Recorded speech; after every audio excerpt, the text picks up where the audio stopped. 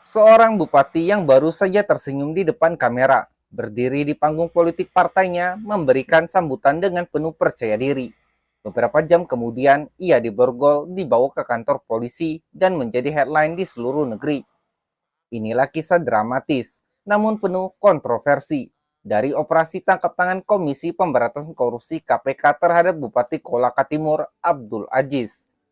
Kasus yang tak hanya memicu perdebatan hukum, tapi juga mengguncang dinamika politik nasional.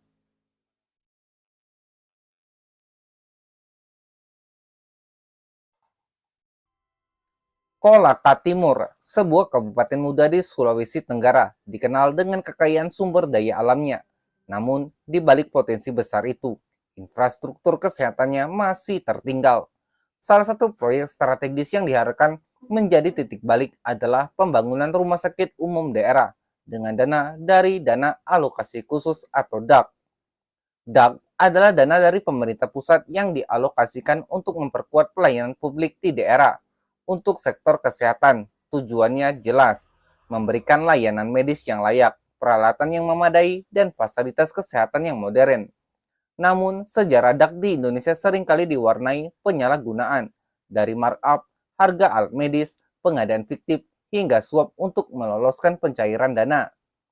Abdul Aziz, bupati yang menjabat sejak 2021, sebelumnya dikenal sebagai figur muda dengan citra segar.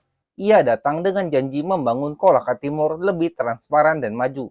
Tetapi, di balik itu, KPK rupanya telah memantau adanya indikasi penyimpangan terkait proyek RSUD yang menggunakan dana DAK.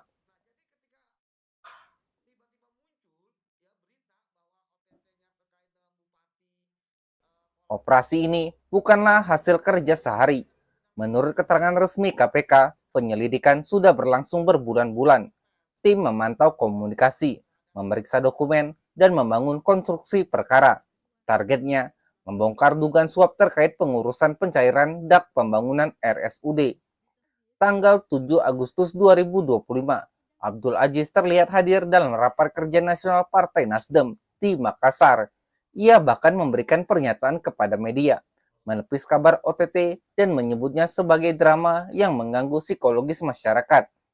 Namun saat itu publik tidak tahu bahwa tim KPK telah bergerak di 3 provinsi sekaligus, Sulawesi Tenggara, Sulawesi Selatan, dan Jakarta. Begitu acara Rakernas berakhir, Abdul Aziz ditangkap, tidak di panggung, tidak di depan kader partai, tapi setelah acara selesai. Ia dibawa ke Polda Sulawesi Selatan untuk pemeriksaan awal. Beberapa jam kemudian, pukul 16.23 WIB, Abdul tiba di gedung KPK Jakarta Selatan, mengenakan kemeja coklat dan topi putih. Ia hanya melambaikan tangan tanpa sepatah kata. PLT Deputi Penindakan dan Eksekusi KPK, Asep Guntur Rahayu menyebut ini sebagai dari OTT terkait suap DAK RSUD. Jumlah uang dan pihak lain yang terlibat belum diumumkan saat itu. Namun KPK menegaskan ini bukan drama, ini adalah fakta.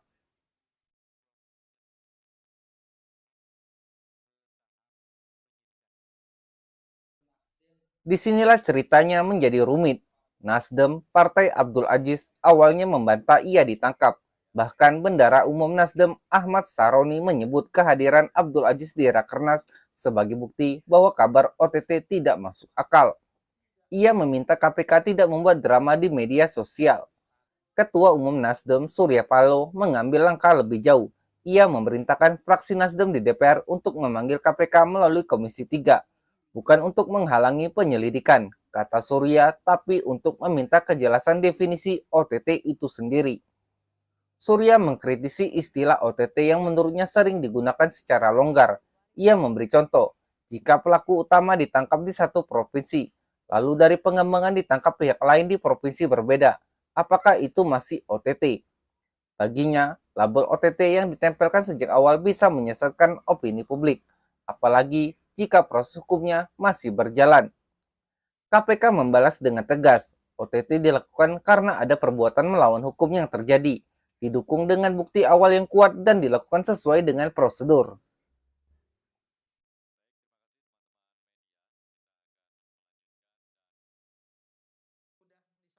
Kasus ini mengangkat kembali perdebatan klasik. Apakah OTT KPK murni penegakan hukum atau memiliki nuansa politik?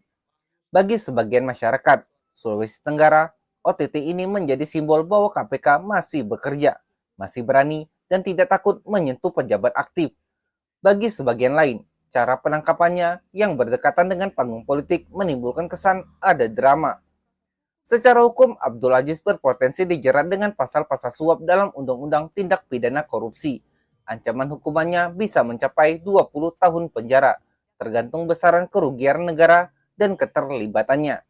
Secara sosial, dugaan korupsi ini berpotensi memperlambat pembangunan RSUD Kolaka Timur. Artinya, layanan kesehatan yang seharusnya segera dinikmati masyarakat bisa tertunda. Dan yang paling rugi adalah warga biasa, pasien yang membutuhkan pelayanan, tenaga medis yang bekerja dengan fasilitas terbatas, dan keluarga yang berharap rumah sakit baru segera berdiri. Kasus ini juga memberi pelajaran penting. Transparansi penggunaan dak mutlak diperlukan. Tanpa pengawasan ketat, dana pusat yang ditujukan untuk rakyat bisa menguap sebelum sampai ke tujuan. Sahabat, kisah OTT Bupati Kolaka Timur ini menunjukkan bahwa korupsi bukan hanya soal uang yang hilang. Ini soal waktu yang terbuang, harapan yang pupus, dan nyawa yang mungkin terlambat tertolong karena fasilitas tak kunjung ada. Kalau Anda percaya bahwa penegakan hukum harus bersih dan tegas, suarakan dukungan Anda untuk pemberantasan korupsi. Bagikan video ini, diskusikan dengan orang-orang terdekat, dan mari kita kawal agar kasus ini diselesaikan dengan transparan dan adil. Sampai jumpa di video berikutnya.